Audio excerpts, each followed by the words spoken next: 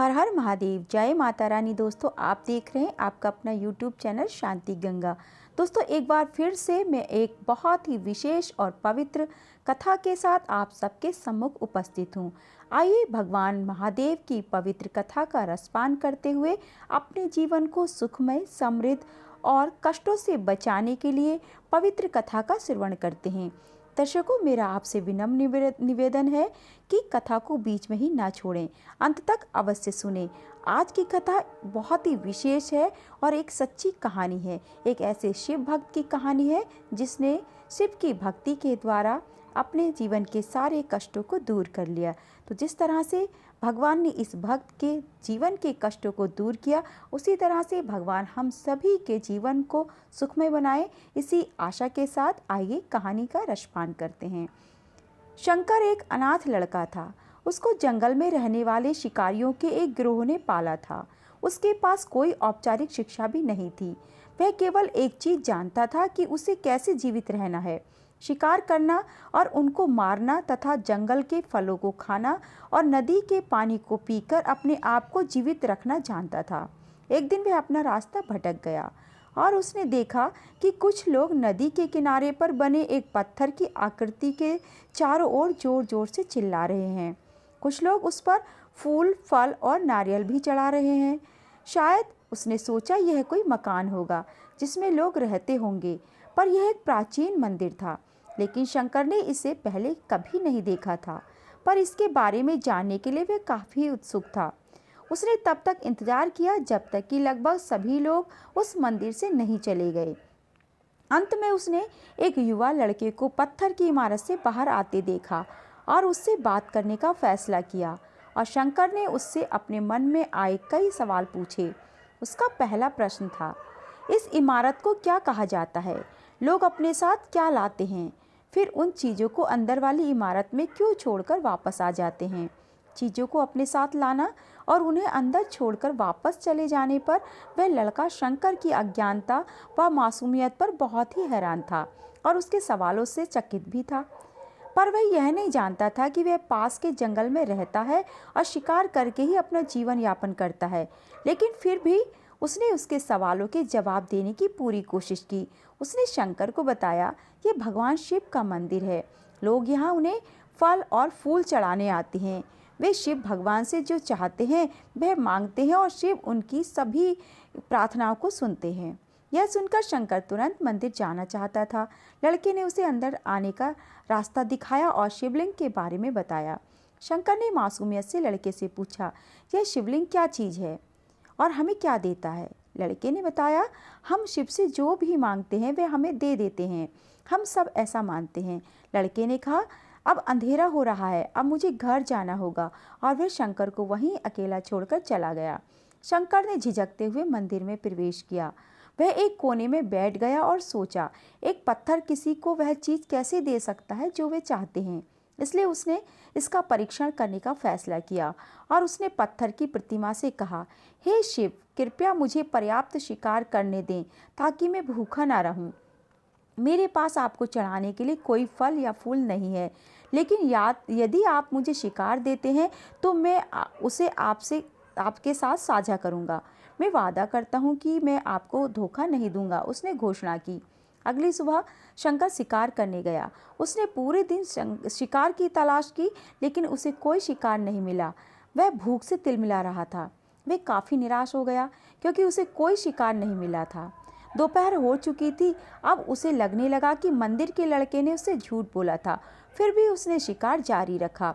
जैसे ही शाम हुई, उसने 2 खरगोशों को अपने बिल में से आते देखा। शंकर ने उन खरगोशों को मार डाला। चूँकि उसने शिव भगवान से वादा किया था कि वह अपने शिकार को साझा करेगा, वह मरे हुए खरगोशों में से एक के साथ मंदिर गया।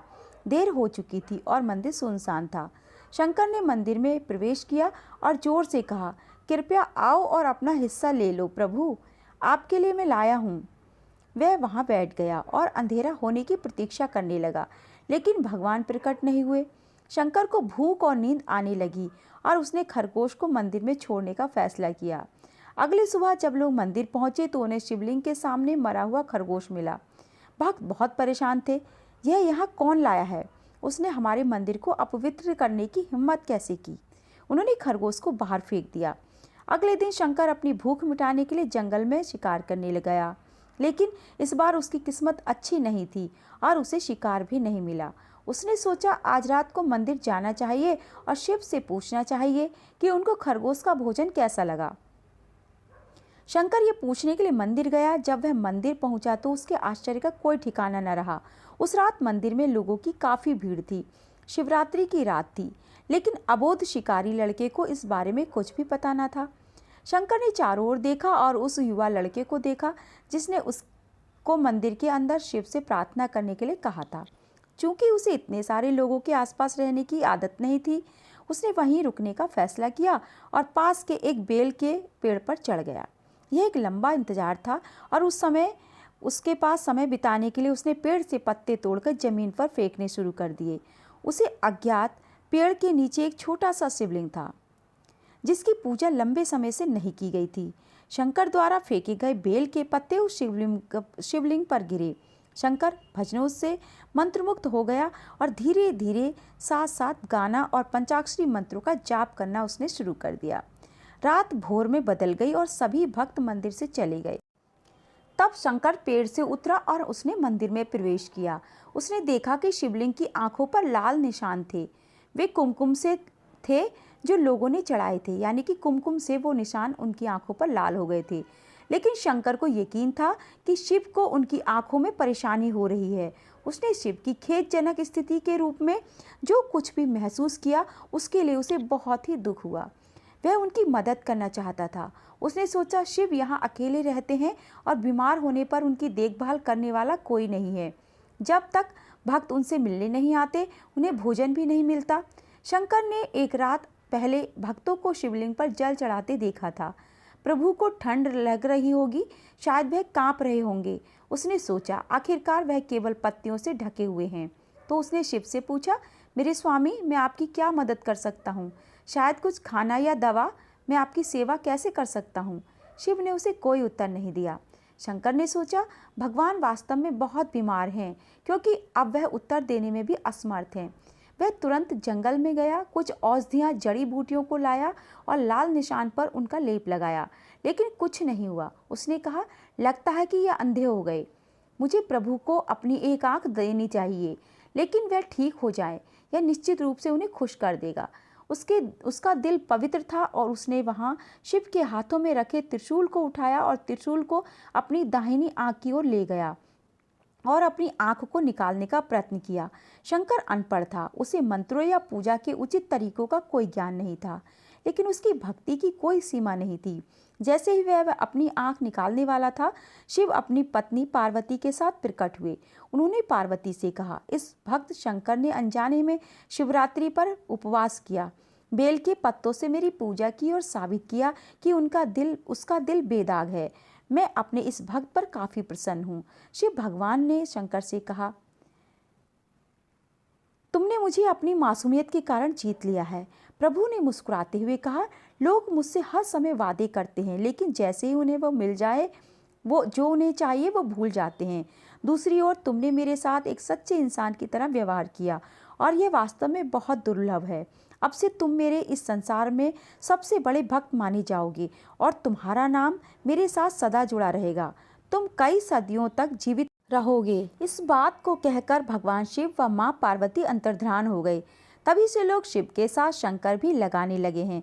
दोस्तों, ये थी शिव के शंकर बनने की कहानी। आपको कैसी लगी कमेंट करके मुझे ज़रूर बताइएगा और इसी तरह की नई नई कहानियों के लिए मेरे चैनल को भी सब्सक्राइब कर लीजिए। वीडियो को लाइक और शेयर भी ज़रूर कीजिएगा मित्रों। वीडियो देखने के लिए आपका बहुत बहुत धन्यवाद।